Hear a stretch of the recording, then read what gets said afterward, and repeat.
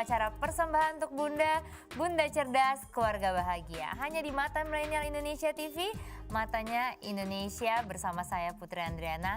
Seperti biasa ya Bunda, kita akan bahas soal topik-topik menarik yang pastinya informasi-informasi yang penting juga untuk bunda-bunda di rumah. Nah, tapi gimana nih kabarnya bunda-bunda di rumah? Semoga semuanya selalu dalam keadaan yang sehat dan pastinya terus semangat ya. Buat bunda yang sedang mengurus rumah tangga, atau mungkin buat ibu-ibu yang bekerja juga, atau mungkin keduanya nih.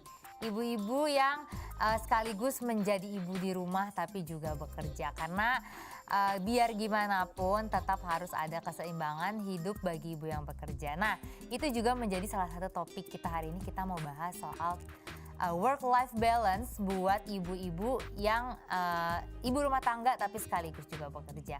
Nah, di sini aku sudah ditemani oleh Mbak Linda. Halo Mbak. Halo Putri. Jadi buat bunda di rumah, Mbak Linda ini adalah psikolog yang spesialisnya itu di bidang anak dan remaja. Hari ini kita mau bahas soal work-life balance buat ibu yang bekerja. Mungkin Mbak Linda juga merupakan salah satu ibu bekerja juga ya. Jadi pas banget nih kita nanya langsung ke orang yang berpengalaman. Nah, kalau menurut Mbak Linda sendiri ya, Mbak Linda sendiri work-life balance itu sebenarnya apa sih?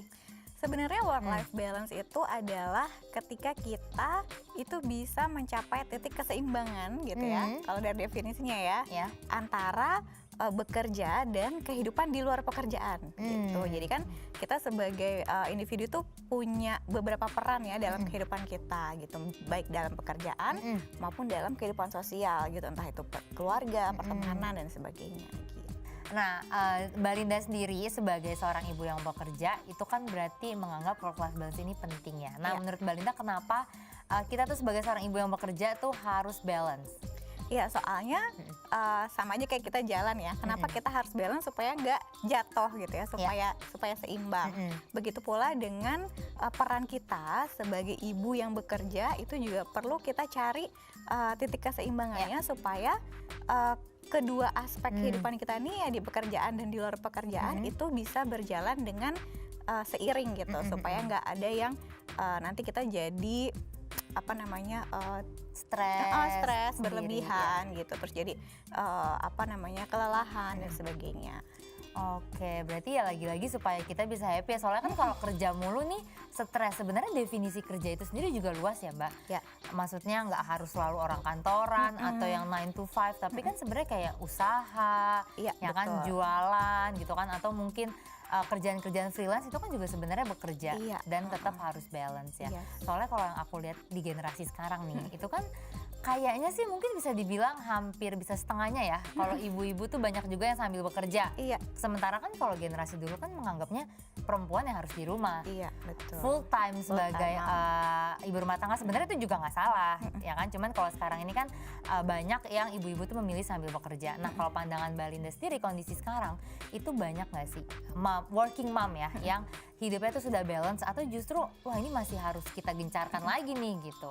Iya, apakah masih perlu digencarkan? Itu tetap perlu banget gitu ya, karena ya itu tadi kita masih ada terbawa culture yang menganggap bahwa ibu itu harusnya di rumah gitu ya, nggak perlu kerja gitu dan sebagainya. Sedangkan kan kenyataannya setiap keluarga itu punya kebutuhan yang beda-beda gitu. Terlepas dari kebutuhan ekonomi, tapi ada para ibu-ibu di luar sana yang memang salah satu bentuk aktualisasi dirinya adalah dengan bekerja gitu. Nah, jadi ketika dia bekerja, maka kesehatan mentalnya justru akan jadi lebih baik dibandingkan dia melakukan kegiatan di rumah. Betul. Ya, benar-benar, karena mungkin ada di sebagian orang bekerja itu bukan hanya selalu untuk mencari uang ya, kekurangan, tapi dia bisa menyampaikan hobinya dia, ya kan? Atau mungkin yang biasanya dulu sebelum nikah sibuk, tiba-tiba pas setelah nikahnya di rumah aja kan stres ya, ada ganggu pikiran juga, akhirnya mereka lebih memilih untuk bekerja. Tapi kan kalau kita ngomongin soal work-life balance, siapa sih Mbak yang nggak mau hidupnya seimbang? Cuman kan sulit kenyataannya. Itu ada nggak tips dari Mbak Linda sendiri gimana caranya kita supaya bisa menyeimbangkan kehidupan gitu? Iya, sebenarnya untuk bisa kita mencapai work-life balance gitu, terutama ini fokusnya kepada para moms ya, para ibu-ibu gitu. Yang pertama perlu perhatikan adalah kita punya pembagian waktu gitu. Kapan kita itu mengalokasikan waktu kita untuk pekerjaan gitu, terus kapan alokasi waktu untuk keluarga dan alokasi waktu untuk diri sendiri gitu, termasuk istirahat gitu. Jadi itu yang mesti kita seimbangkan, dan seimbang itu bagi setiap orang itu beda-beda gitu ya. Jadi ada yang merasa bahwa saya tidur malam 5 jam udah cukup gitu. Setelah itu pagi saya nyiapin anak-anak, terus saya bekerja sampai misalkan jam 9 sampai jam 3. Setelah itu nanti balik lagi dan main sama anak, terus malam me time misalnya, atau sama pasangan ngobrol, nonton dan sebagainya. Jadi keseimbangan itu kita sendiri yang nyari, kita sendiri yang memilih patternnya. Jadi gitu. ya kita juga harus tahu diri ya kasarnya, maksudnya kalau udah ternyata kita udah full nih, udah ada aktivitas kerja, ngurus anak, ya jangan nambah aktivitas lagi gitu ya. Betul. Secukupnya aja dan di manage sendiri ya. Pastinya juga butuh konsistensi ya. Nah, aku penasaran nih kalau misalnya Mbak Linda sendiri sebagai working mom, biasanya work life balance-nya tuh gimana sih? Kalau ini untuk Mbak Linda sendiri ya, bagi aku sendiri ya. Gitu. Ya, karena basicnya adalah yang tadi gitu ya, punya pembagian alokasi waktu, dan juga kita nih sebagai ibu bekerja itu perlu punya yang namanya values dan skala prioritas gitu. Jadi harus tahu dulu nih sebelum bekerja, value saya itu untuk bekerja itu apa sih yang mau diperjuangkan gitu. Apakah saya sebagai pencari nafkah utama misalnya gitu, ataukah memang ada kebutuhan ekonomi yang membuat saya harus bekerja sedemikian besarnya alokasi waktunya atau apa gitu. Karena itu nanti akan menentukan bagaimana kita mempersepsikan pekerjaan kita gitu. Kalau misalkan kita bekerjanya, aduh saya tuh sebenarnya tidak butuh uang sedemikian banyaknya gitu, kerja tuh hanya untuk aktualisasi diri saya, untuk hobi dan sebagainya, maka porsinya bisa kita sesuaikan gitu kan. Nah kalau aku sendiri kebetulan ini sekarang alhamdulillahnya praktek psikolog kan sudah mulai bisa online ya gitu. Jadi saya lebih banyak praktek di rumah, tapi waktunya diatur gitu. Jadi untuk keluarga itu misalnya dari pagi sampai jam 9. Jam 9 pagi itu memang untuk keluarga gitu ya, nyiapin anak-anak, suami dan sebagainya. Setelah itu saya akan kerja sampai makan siang. Nah makan siang ngurus anak lagi karena di rumah kan kerjanya gitu. Terus nanti balik kerja lagi sampai jam 4 sore. Setelah itu saya masih punya waktu 2 jam sebelum asisten rumah tangganya pulang. Nah 2 jam itu saya manfaatkan untuk me time gitu, 1-2 jam lah gitu. Itu entah nonton, entah baca-baca atau buka sosmed dan sebagainya. Setelah itu saya kembali lagi ke ngurus keluarga dan malam istirahat. Jadi memang waktu itu perlu dialokasikan. Jadi nggak kalau kita yang penting jalan aja, itu nanti jadi berantakan karena kebutuhan kita jadi nggak terpenuhi kan. Nah tapi kalau sudah memang dialokasikan, itu akan lebih mudah buat kita jadi tahu, oh saya kurang ini, saya kurang istirahat misalnya, atau saya sepertinya butuh meningkatkan waktu sama anak dan sebagainya. Itu jadi kelihatan kalau kita sudah mengalokasikan waktu-waktunya gitu. Berarti memang artinya mami juga perlu me time ya. Oh iya dong, ya tentu kan? Dan masih tetap tuh ya nonton, ngopi-ngopi, tiduran meskipun udah ada anak, tapi kita tetap butuh me time ya. Ya aku setuju banget sih. Nah tapi kita ngomongin soal worst-nya nih, artinya mungkin masih banyak orang tua yang belum bisa nih ternyata membalance hidupnya gitu.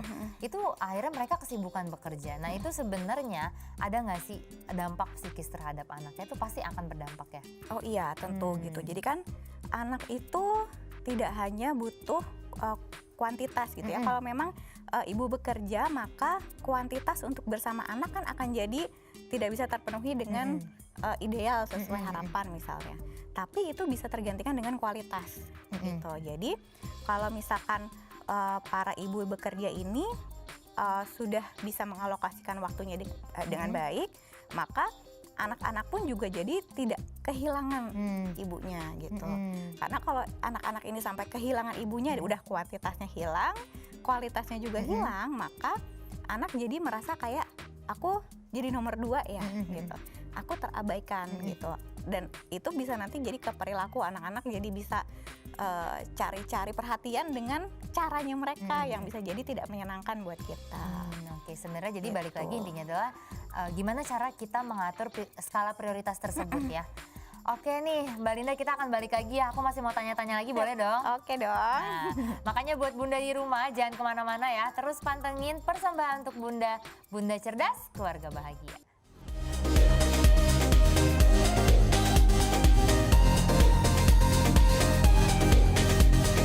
Oke Bunda, balik lagi masih dalam persembahan untuk Bunda. Bunda cerdas, keluarga bahagia. Di sini saya masih bersama Mbak Linda. Kita masih ngomongin soal work-life balance bagi ibu yang bekerja ya. Nah Mbak Linda, aku mau nanya lagi nih. Ada nggak sih tantangan-tantangan yang berat gitu dilalui oleh working mom untuk mencapai si work-life balance tersebut?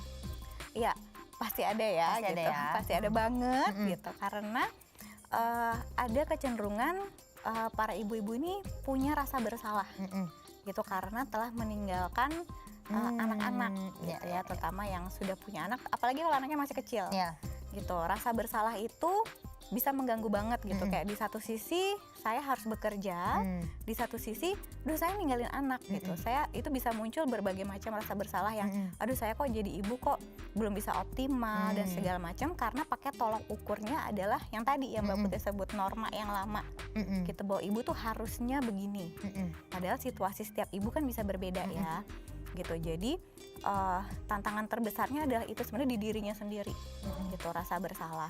Dan yang kedua tantangannya adalah kalau support sistemnya tidak mendukung gitu, itu jadi sangat berat gitu ya. Jadi semuanya dituntutkan ke si ibu tanpa ada dukungan yang memadai gitu. Contohnya kalau ibunya bekerja maka anak sama siapa gitu. Terus maka itu kan butuh ada support system yang bisa membackup gitu, bukan menggantikan peran ibu tapi membackup gitu ya, gitu. Ibunya tetap nanti akan take over lagi gitu ketika sudah pulang kerja.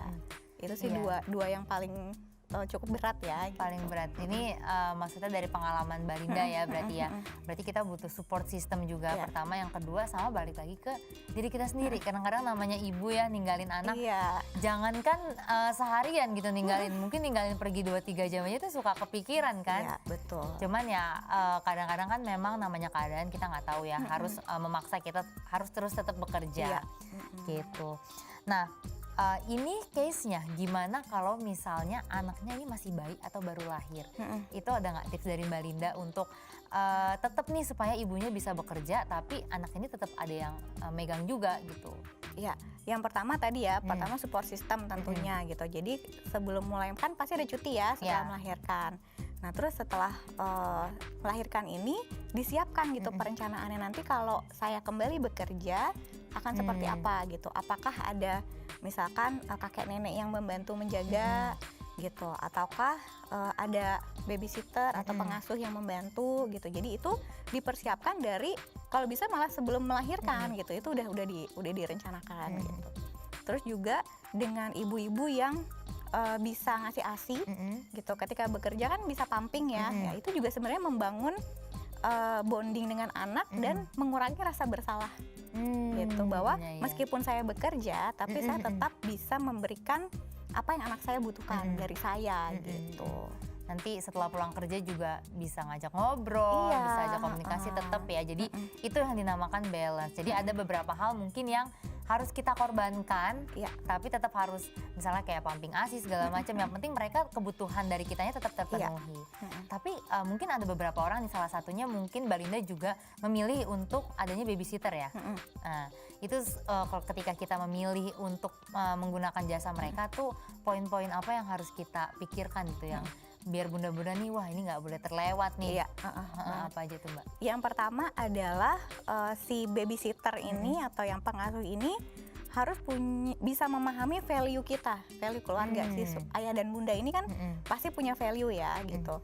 Saya pengen anak saya itu dijaga dengan cara seperti apa gitu. Terus kalau misalkan anaknya sudah mulai beranjak besar gitu ya, udah mulai 6 bulan gitu ya, udah mulai makan. Nah kita yang mempersiapkan makanan anak-anak kita gitu. Jadi kita bukannya langsung ngelepas gitu aja gitu, karena kita tetap perlu ada peran kan gitu untuk ngasuh anak, tapi si pengasuh atau babysitter ini adalah perpanjangan tangan kita, gitu, bukan menggantikan peran ibunya.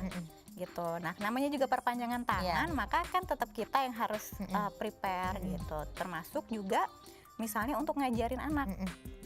Misalkan oh anak saya udah mulai bisa ngomong, terus kita di briefing dulu lah istilahnya ya gitu, si babysitter ini kita pengen ngajarin apa sih ke anak-anak kita gitu. Terus ada aturan tentunya gitu, yang boleh dan yang tidak itu apa dalam keluarga ini gitu, karena setiap keluarga kan pasti punya value yang berbeda gitu. Termasuk juga kompleksnya nih ya kalau di Indonesia adalah adanya extended family gitu, atau kakek nenek yang terlibat gitu. Nah, kadang-kadang kakek nenek ini punya value yang berbeda dengan orang tua si anak gitu. Nah, ini yang juga perlu dikondisikan dulu gitu, perlu dibahas dulu secara terbuka gitu, supaya kakek nenek ini juga paham bahwa orang tua ini pengen mengasuh anaknya seperti apa. Karena kan pasti dua-duanya pengen memberikan yang terbaik dong ya gitu. Tapi ketika cara atau pendekatannya itu beda, itu bisa jadi konflik gitu kan. Nah, makanya kenapa itu perlu disepakati dulu di awal. Jadi siapapun yang terlibat dengan si anak, baik babysitter maupun pengasuh lain misalkan keluarga, itu perlu berdiskusi dulu terkait dengan anak ini mau dijaga dengan cara seperti apa gitu. Jadi sebenarnya adanya persamaan value mungkin ya. Jadi jangan sampai oleh orang tua sama ayah ibu ini nggak boleh, tiba-tiba sama kakek nenek boleh. Seringnya begitu. Itu yang sering terjadi memang. Soalnya kayaknya kalau kakek nenek tuh orangnya nggak tegaan ya.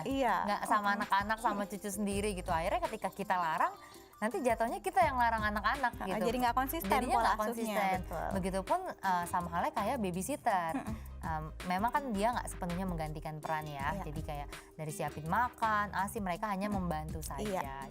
Itu juga mungkin supaya tips biar bonding sama orang tuanya nggak hilang nih, tetap terjaga meskipun mungkin kita nggak 24 jam bareng sama anak-anak itu. Tapi misalnya kalau memang udah terlanjur ya, mungkin ada yang kebablasan nih orang tuanya, terlalu sibuk atau udah terlanjur renggang lah. Itu gimana ya Mbak cara kita untuk mengembalikan bonding itu kembali?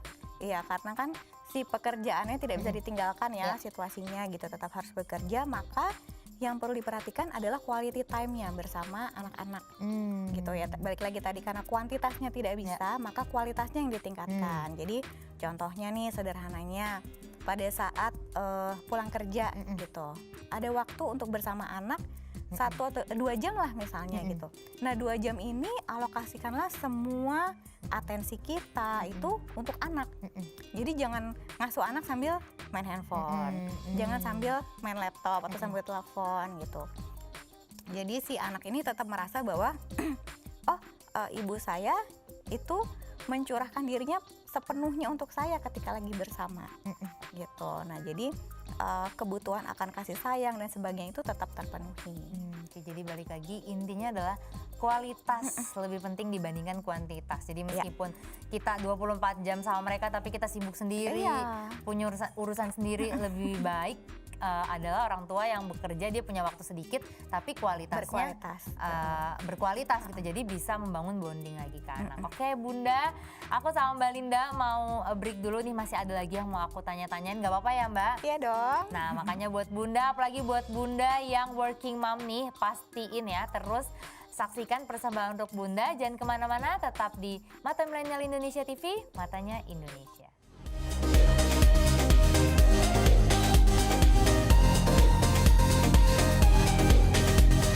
Halo Bunda-Bunda, balik lagi dalam persembahan untuk Bunda, Bunda Cerdas, Keluarga Bahagia.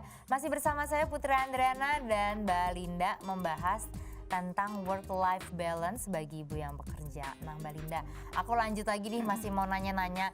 Itu kira-kira kapan ya waktu tepatnya kita nih ngomong sama anak kalau misalnya memang mau nggak mau kita harus bekerja gitu. Akhirnya waktu kita untuk anak-anak tuh terbatas, kira-kira enaknya tuh ngomongnya saat kapan gitu? Ya sebenarnya itu bisa disampaikan kepada anak sejak sekecil mungkin gitu. Misalnya anaknya even masih 1 tahun sekalipun, itu kita kalau mau pergi kerja itu pamit sama anak gitu. Mama pergi kerja dulu ya, nanti mama pulang lagi, nanti kita main bareng ya gitu. Jadi dari sejak anak kecil tuh dia sudah belajar bahwa nanti ibunya akan nggak ada gitu, tapi nanti ada lagi gitu. Dan ketika ibunya ada lagi, itu ibu sepenuhnya untuk aku gitu, atau untuk kegiatan bersama keluarga gitu. Jadi semakin anaknya nanti semakin besar, ketika dia sudah misalnya sudah playgroup atau TK gitu, udah mulai bisa dijelasin gitu kan. Mungkin dia akan melihat bahwa kok ada teman aku yang mamanya nggak kerja gitu ya, ada teman aku yang mamanya selalu ada di sekolah dan sebagainya. Nah itu kita bisa jelaskan bahwa oh iya memang ada orang yang mamahnya kerja, ada yang mamahnya kerja di rumah gitu. Jadi anak juga bisa memahami bahwa oh ternyata emang variatif ya gitu, dan itu tidak membuat aku menjadi anak yang beda, ibunya nggak ada gitu, bukan jadi anak yang beda kayak Mbak Putri bilang gitu. Jadi ya balik lagi komunikasi, cuma mungkin akan lebih sulit ketika kondisinya mungkin yang dari kecil ibunya nggak bekerja nih ya, jadi biasa 24 jam sama anak, tapi ketika anak umur berapa tahun mau nggak mau ibunya harus bekerja. Nah itu kan pasti ada apa ya, mungkin shock gitu ya dari anaknya, dan itu akan lebih effort pastinya ya Mbak ya. Benar. Ngasih tahu ke penjelasan ke mereka, apalagi mereka tadi yang kayak Mbak Linda bilang melihat teman-temannya, diantar jemput sama ibunya atau selalu ditemenin, tapi ibunya sendiri tuh sibuk bekerja. Cuman balik lagi intinya adalah komunikasi. Iya, dijelaskan ke anak. Oke. Tapi kan tadi ya kayak Mbak Linda udah sempat mention nih di segmen sebelumnya, salah satu tantangannya adalah rasa bersalah sebagai seorang ibu karena nggak bisa full time bareng anak-anak. Kalau dari Mbak Linda sendiri itu pernah ada rasa seperti itu, pernah ada? Oh iya, tentu pernah ada. Nah gitu. Cara mengatasinya gimana tuh Mbak? Cara mengatasinya tadi balik lagi ke values dan skala prioritas gitu. Kenapa sih saya perlu bekerja gitu? Kalau aku pribadi bekerja itu memang ada secara finansial benefit ya gitu, tapi lebih ke aktualisasi diri gitu. Aku adalah orang yang kreatif gitu ya, suka create something gitu, dan memang psikolog gitu ya, jadi memang ingin praktek. Jadi bekerja itu jadi salah satu bagian dari diri aku untuk tetap balance gitu. Kesehatan mental aku tetap terjaga adalah dengan bekerja gitu. Nah untuk mengurangi rasa meminimalisir lah ya, walaupun tidak 100% hilang rasa bersalahku, adalah aku tadi mengalokasikan waktu dan menanamkan ke diri sendiri ini ya, buat para mom semua, bahwa kita bekerja itu bukan egois gitu. Kita bekerja karena ada hal lain yang lebih besar yang dibutuhkan supaya keluarga ini tetap sehat gitu kan. Misalnya ibunya stresnya tidak tertangani, maka keluarganya pasti jadi ikut stres juga kan, jadi nggak sehat juga. Jadi itu yang bisa membantu meminimalisir rasa bersalahnya.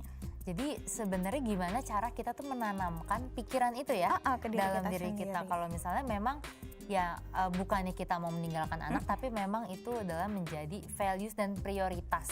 Keywordnya di situ ya, values dan prioritas bunda-bunda untuk bekerja. Karena kan bekerja juga sebagai salah satu cara menyeimbangkan keluarga lah ya, kebutuhan keluarga gitu kan, dan kebutuhan diri sendiri.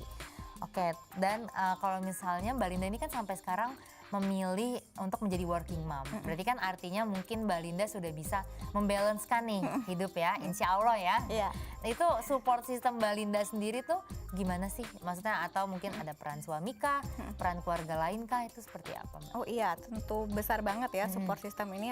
Syukurnya adalah aku dan semoga para moms yang lain juga bisa punya support system yang sangat mendukung gitu. Jadi karena aku tadi menentukan skala prioritas gitu. Kebetulan kondisiku adalah aku bisa memprioritaskan keluarga gitu ya. Secara ekonomi tuh aku tidak harus yang bekerja gimana banget gitu. Jadi kalau memang anak-anak gitu atau suami, intinya keluarga lah ya, keluarga lagi butuh banget, aku bisa menomorduakan pekerjaan gitu. Nah itu tadi balik ke prioritas. Nah tapi kan tidak semua moms bisa seperti itu gitu. Jadi kalau memang ternyata pekerjaan ini tidak bisa ditinggalkan, ya kita butuh ada support system yang membantu, kayak misalkan pasangan gitu. Pasangan kita sudah satu visi belum sama kita terkait dengan kita bekerja gitu, sebagai ibu yang bekerja. Terus kalau memang butuh support system lain kayak tadi keluarga yang bantu ngawasin anak dan sebagainya. Nah itu akan sangat membantu banget gitu, dan aku alhamdulillahnya bisa mendapatkan itu gitu. Itu bisa dibangun lah dari awal. Berarti memang ya peran pasangan, peran keluarga sebagai support system itu nyata ya. Iya apalagi banget. buat para working mom. Tapi kan Mbak Linda ini udah konsisten ya menjalin, maksudnya tadi kalau aku dengar dari ceritanya Mbak Linda sih, oh dari pagi sampai segini gitu ya, Iya, segini. Itu pernah nggak sih ada rasa jenuh atau bosen? Ya kan, jadi stres lain sendiri ini gitu. Iya, Pernah nggak merasa seperti itu? Iya, pernah ketika load pekerjaannya lagi banyak banget Iya, gitu, dan akhirnya aku mengalokasikan me time-nya jadi agak lebih panjang gitu, karena ketika setelah bekerja lalu kembali kepada keluarga itu tuh apa ya, sisa-sisa emosi negatif, lelah dan sebagainya itu harus diredam dulu, baru kita bergabung lagi dengan keluarga supaya emosi negatif yang tadi ada di pekerjaan itu nggak berdampak ke mereka gitu. Jadi buat para moms, me time itu bukan egois gitu ya, karena masih banyak yang menganggap bahwa ibu-ibu ini pergi ke salon sebulan sekali, egois banget anaknya ditinggal gitu kan. Padahal sebenarnya nggak gitu, gitu. Karena itu tujuannya adalah untuk menjaga stabilitas emosinya, menjaga kesehatan mentalnya, dan itu dibutuhkan gitu. Jadi sebenarnya me time itu penting juga untuk menetralisir emosi kita ya. Jadi di saat setelah kita sibuk bekerja, kembali ke keluarga tuh emosi kita udah stabil, Betul. udah happy. Mereka tuh nggak nerima energi-energi negatifnya lagi betul gitu kan. sekali. Oke, wah nih informasi dari Mbak Linda dan sharing pengalamannya nih seru banget ya, oke banget. Ini bisa jadi tips buat para bunda-bunda di rumah, apalagi bunda-bunda yang bekerja. Nah, buat bunda-bunda yang masih mau dapet tips dan informasi penting lainnya, jangan lupa terus saksikan episode persembahan untuk bunda lainnya, karena ini sekaligus sebagai penutup aku sama Mbak Linda pamit. Nah, tadi informasi dan tips dari Mbak Linda oke banget ya, bisa diterapkan oleh bunda-bunda di rumah, apalagi buat bunda-bunda yang bekerja atau working mom. Karena ternyata memang work-life balance itu penting, bukan cuma buat diri kita aja, tapi juga buat keluarga dan lingkungan sekitar kita. Itu sekaligus menjadi penutup perjumpaan kita hari ini. Aku dan Mbak Linda pamit dulu. Sekali lagi terima kasih banyak Mbak Linda. Sama-sama Mbak Putri. Sudah meluangkan waktunya untuk datang ke Mata Milenial Indonesia TV. Dan buat bunda, jangan lupa pastikan terus saksikan episode persembahan untuk bunda lainnya. Tentunya hanya di Mata Milenial Indonesia TV, matanya Indonesia. See you!